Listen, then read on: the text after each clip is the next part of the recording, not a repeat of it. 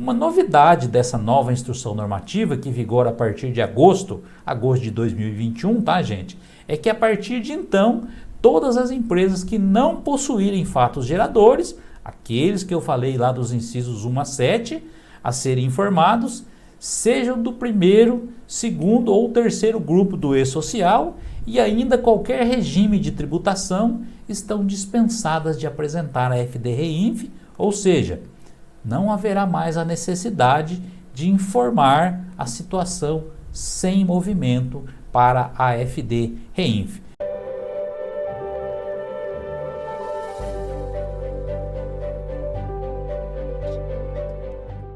Olá pessoal, tudo bem? Você está aqui no canal Contabilizar Web, eu sou o professor Maurício das Neves e hoje nós vamos falar de um assunto muito delicado e que gera muitas dúvidas. A entrega da DCTF Web sem movimento. Mas antes, eu vou te dar aquela dica quente. Aqui sempre vai ter novidades sobre o E-Social, recursos humanos, folha de pagamento, dicas de contabilidade e outras coisas que podem te interessar. Então, não perde tempo não, já se inscreve aí no nosso canal para receber as informações e se você gostou do conteúdo, curte o vídeo, isso nos ajuda bastante. Outra coisa, como eu sempre digo para os meus alunos, conteúdo bom é conteúdo compartilhado. Compartilhe esse vídeo com seus amigos, joga nos seus grupos e vamos em frente. Antes de começar com o conteúdo, eu tenho uma pergunta para te fazer. Você sabe o que é DCTF Web? Segundo o manual da DCTF, versão 1.4, que foi lançado agora em outubro de 2021, abre aspas, DCTF Web é a declaração de débitos e créditos tributários federais, previdenciários e de outras entidades e fundos.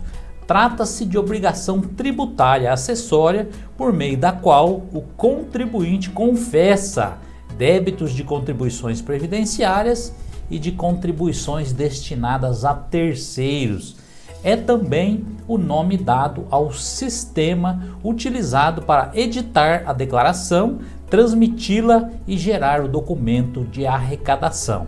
E o manual segue dizendo, abre aspas, a informação prestada na DCTF Web, presta atenção, tem caráter declaratório, constituindo confissão de dívida. É instrumento hábil e suficiente para a exigência dos tributos. Em caso de não liquidação dos débitos declarados, os saldos poderão ser encaminhados à Procuradoria da Fazenda Nacional para inscrição em dívida ativa da União e cobrança judicial nos termos da legislação em vigor. Fecha aspas. Pois bem, resumidamente, falamos o que é a DCTF Web, que é uma é uma obrigação acessória que facilita a declaração de contribuições e tributos para a Receita Federal. É um envio que antes era feito por meio da guia de recolhimento do FGTS e de informações da Previdência Social, que nada mais é do que a GFIP ou CFIP, como queiram, né? Muita gente me pergunta, professor, qual a diferença?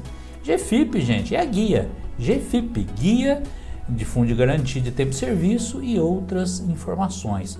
E CFIP é o sistema, né, o aplicativo que você tem aí no seu computador. O documento diz respeito à confissão de débitos de contribuições previdenciárias e aquelas contribuições destinadas a terceiros. E como eu já falei para vocês no início, esse é um assunto muito delicado. Então, só para falar sobre a DCTF Web sem movimento, eu vou ter que te explicar um monte de coisas, outras coisas, né? Então, hoje vamos falar um pouco de E-Social e também sobre a FD-REINF. Na definição do manual, nós vimos que a DCTF Web é também o sistema que vai juntar as informações enviadas e gerar o documento de arrecadação do valor das contribuições previdenciárias, que agora não é mais a GPS, e sim um DARF numerado, né, gente? Que vai ser gerado lá no ambiente da DCTF Web. E eu pergunto para vocês, de onde vêm essas informações? Isso que é importante que você entenda. As informações que vão compor a DCTF Web vêm dos envios ao e-social e também dos envios à EFD Reinf. Eu tenho publicado bastante material sobre o e-social. Se você quiser aprender um pouco mais sobre esse assunto, nós temos um curso gratuito sobre o e-social. O link está nas informações do vídeo e, além de ser gratuito, ao se inscrever, você pode escolher o horário que quer fazer. Olha que bacana! E aí você pode me perguntar o que é EFD Reinf. E antes de continuar, eu vou responder essa pergunta para que você saiba o que é cada coisa e não fique perdido no meio de tanta informação. Depois eu vou até desenhar isso para você. Vamos lá. EFD Reinf é uma obrigação acessória integrante do Sistema Público de Escrituração Digital, que é o SPED, né? Que deve ser entregue mensalmente por algumas pessoas físicas e jurídicas. Então, assim como o e-social, a EFD Reinf é mais um subprojeto do SPED. Porque eu sempre falo para vocês que o e-social é um subprojeto do grande projeto SPED.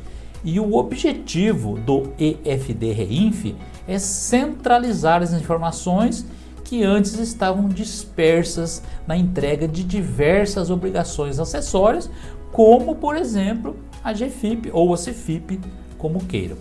EFD Reinf é a abreviação para Escrituração Fiscal Digital de Retenções, e esse é o nome importante, retenções e outras informações fiscais.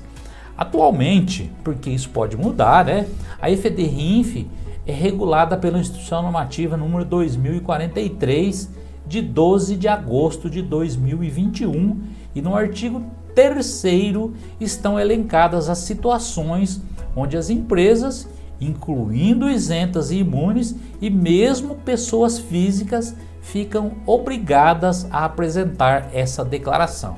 O artigo 3º diz o seguinte: ficam obrigados a apresentar a EFD Reinf os seguintes sujeitos passivos, ainda que imunes ou isentos.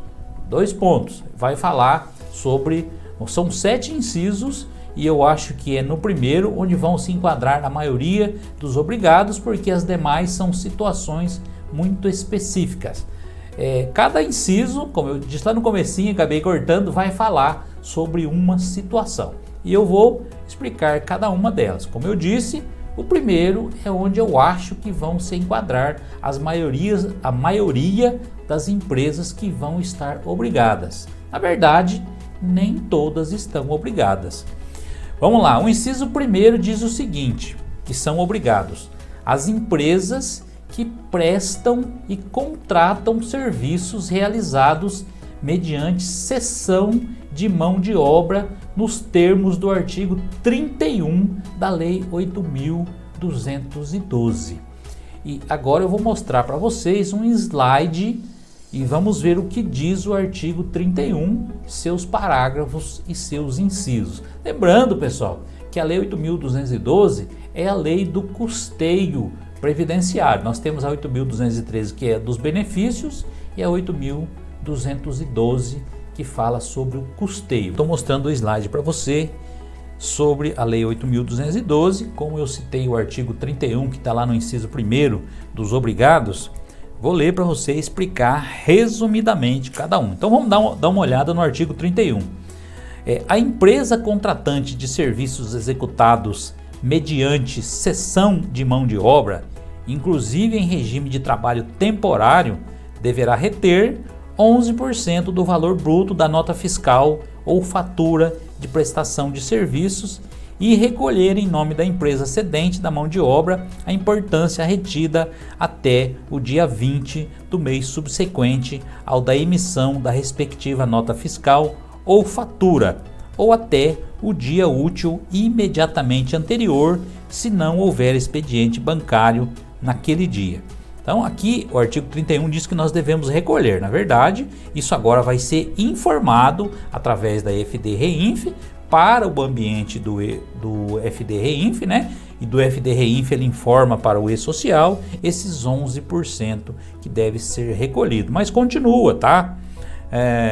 Diz aqui ainda, observado o disposto no parágrafo 5º do artigo 33 desta lei. Eu não recortei o artigo 33, mas vou explicar para você. Lá diz que a retenção é algo normal e a fiscalização que está a cargo da Receita Federal entende que o contribuinte fez a sua parte, que ele reteve e está lá para recolher. Se ele não reteve, está quase entre aspas o que eu vou dizer, né? Está entre aspas. O problema é dele. O fisco vai cobrar dele. Então, é obrigação dele recolher. Isso está lá no... Não com essas palavras, né? Mas lá no artigo 33, no parágrafo 5º.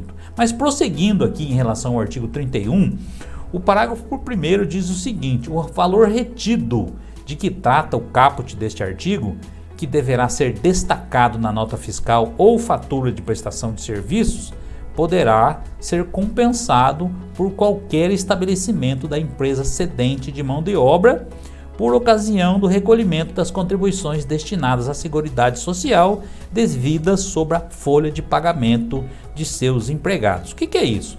Vamos supor que você contratou uma empresa sua, contratou uma outra empresa para fazer uma obra, tá? Então ele dá uma nota para você, na nota fiscal ele vai separar o que é aluguel de máquina e tal, que não tem esses 11%, e vai sobrar um tanto que é a prestação de serviço. Suponhamos, né, só para efeito do cálculo, que dos 100 mil, uma nota de 100 mil, 50 mil seja mão de obra. Ele vai reter desses 50 mil, 5.500, que é 11%, né, que diz lá no artigo 31, lá no caput do artigo, e vai informar esse valor na FD-Reinf. A lei fala que ele tem que recolher, mas isso mudou, né? Ele vai reter, então dos 100 mil que ele tem que pagar, 50 é aluguel de mão de obra, aluguel de máquina, equipamento ou material que gastou na obra, isso não é tributado. Tributa-se apenas a parte de pessoal, a mão de obra. Então, ao invés do 100, ele vai pagar 94.500, porque 5.500 foi retido. Se for tudo, né, mão de obra, aí ele retém 11 mil. Esse valor vai ser informado lá na FD-Reinf. Lá, e ele pode deduzir, tá? Depois, quando ele for pagar a guia dele, o prestador de serviço, ele vai chegar num valor, ele pode deduzir esses 5.500 que já foi adiantado. É isso que está falando aqui, ó. Poderá ser compensado. Vamos lá no parágrafo 2º, na impossibilidade dele compensar, se ele não tiver a guia para pagar, né, ou se a guia dele for melhor, pode haver o saldo remanescente será objeto de restituição. Vamos supor que deduziu 5.500 do nosso exemplo aí, e a guia dele dava só 2.000, por exemplo. Ele poderá, esses 3.500 poderá ser objeto de restituição. Para os fins dessa lei, entende-se como cessão de mão de obra a colocação à disposição do contratante em suas dependências ou na de terceiro de segurados que realizam serviços contínuos relacionados ou não com a atividade fim da empresa, quaisquer que sejam a natureza e a forma de contratação. Eu dei um exemplo de obra, mas podem ser outras coisas, conforme a gente vai ver aqui no parágrafo 4º. Enquadram-se na situação prevista no parágrafo anterior, além de outros estabelecimentos em regulamento, além de outros estabelecidos em regulamento, os seguintes serviços: limpeza, conservação e zeladoria. Se você tem uma empresa, um banco, por exemplo, ou uma seguradora, ou uma empresa que presta algum tipo de serviço e contrata uma outra empresa para fazer limpeza, esse serviço está sujeito a essa retenção. A mesma coisa vale para vigilância e segurança, para empreitada de mão de obra e ainda a contratação de trabalho temporário na forma da Lei 6.019. E lá no parágrafo 5º diz o seguinte: o cedente da mão de obra deverá elaborar folhas de pagamento distintas para cada contratante. Isso já saiu do nosso foco, mas é só informação para você saber que quem ceder a mão de obra vai ter que ter uma folha distinta para cada contratante, até porque cada contratante vai fazer a sua retenção. E para terminar, o parágrafo 6º do artigo 31 diz o seguinte: em se tratando de retenção e recolhimento realizados na forma do caput deste artigo, em nome de consórcio, de que tratam os artigos 278 e 279 da Lei 6.404, essa é a lei das SA, de 15 de dezembro de 1976, aplica-se o disposto em todo este artigo, observada a participação de cada uma das empresas consorciadas na forma do respectivo ato constitutivo. É só mais uma informação no caso de for consórcio, porque consórcio são várias empresas, então cada uma vai ter que reter em relação à participação das empresas consorciadas. E voltando para mim aqui, pessoal, prosseguindo então, vamos para o inciso 2, que diz o seguinte: as pessoas jurídicas optantes pelo recolhimento da contribuição previdenciária sobre a receita bruta, CPRB, que são empresas enquadradas na Lei 12.546/2011. As empresas estão lá nos artigos 7º e 8º dessa lei. Gente, essa lei teve um monte de emenda, mas são aquelas empresas, não são as empresas do Simples, tá? Tem várias atividades lá, se você quiser saber, você procura a Lei 12.546, dá uma olhadinha nos artigos 7º e 8º.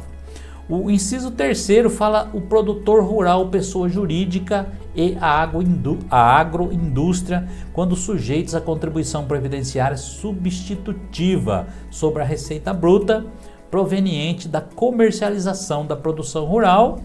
O inciso 4 diz que é o adquirente do produto rural.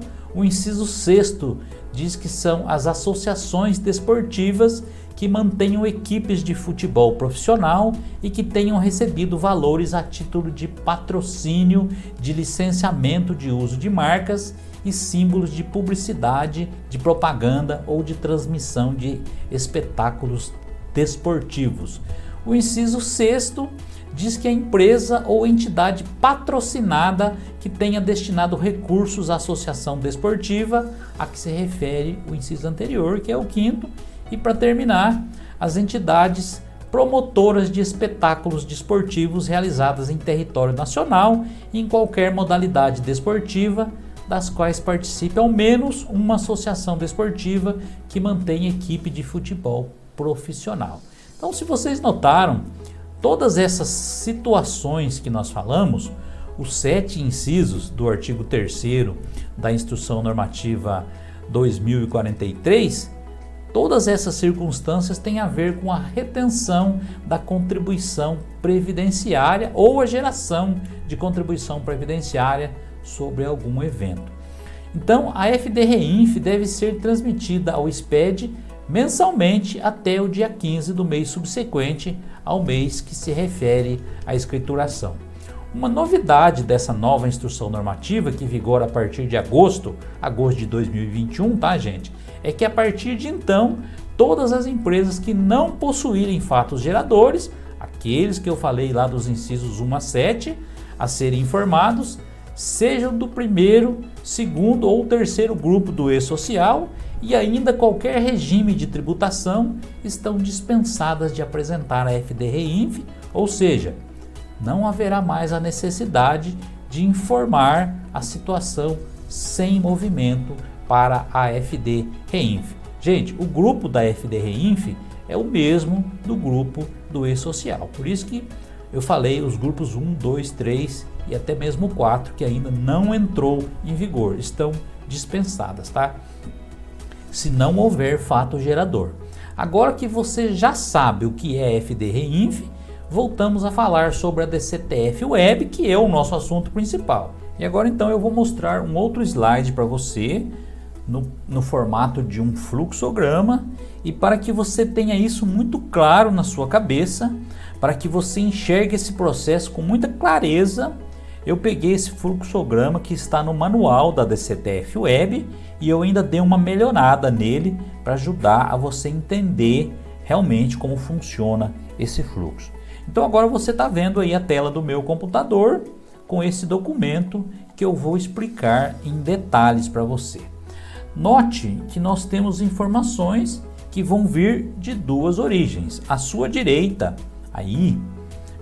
do seu lado esquerdo, você vê que virão os dados do e-social. E agora sim, à sua direita, você vê que vem os dados, né, da EFD-REINF, que nós já explicamos para você em detalhe. O e-social eu pedi para você assistir o curso lá gratuito. Se você não assistiu o curso, para o vídeo aqui, volta lá, vê tudo sobre o e-social, depois você volta aqui para continuar, para você entender de vez. Vamos lá, então dos dois, né, na sequência aí, vindo dos dois, você vai acessar a DCTF Web pela internet. Só lembrando que esse acesso é feito dentro do portal ECAC. Você vai no menu Declarações e Demonstrativos, depois o menu Acessar e Transmitir DCTF Web. Aí você já vai estar dentro da DCTF Web, ela tem essa cor que você está vendo aí no nosso fluxograma, a gente colocou para você se ambientar já, né? Você vai informar o período, você vai colocar o período que você quiser. Você precisa também escolher o modelo, né, da DCTF Web, mas você pode deixar todos lá, que ele vai trazer dentro daquele período, aí você escolhe qual que você quer e você vai clicar em pesquisar, né, aí ele vai trazer as opções, aí uma lista de opções que satisfazem o período e o modelo de DCTF Web que você pediu. Aí sim, você vai escolher, esse passo de pesquisar é onde você vê o fluxo aí, escolher, tô travando a língua aqui, gente, escolher a declaração. Legal? Depois de escolhida a declaração, você tem a opção de editar e incluir outras vinculações. São outros créditos ou outros débitos. Na maioria dos casos não vai ter, só se você tiver salário maternidade, um salário família, que o salário família já vai vir automático, né, se você informar. Mas você editar aí, né, quando você editar, você vai vincular outros créditos ou também outros débitos, tá? Se não for o caso, você clica no botão transmitir a declaração. Quando você transmite a declaração, você vai ter que assinar. Aí depende do navegador que você está olhando, depende do tipo de certificado digital que você tem, mas você vai ter que assinar a tua declaração. Ele vai demorar alguns segundinhos e ele já vai mostrar um outro botãozinho para você emitir a guia.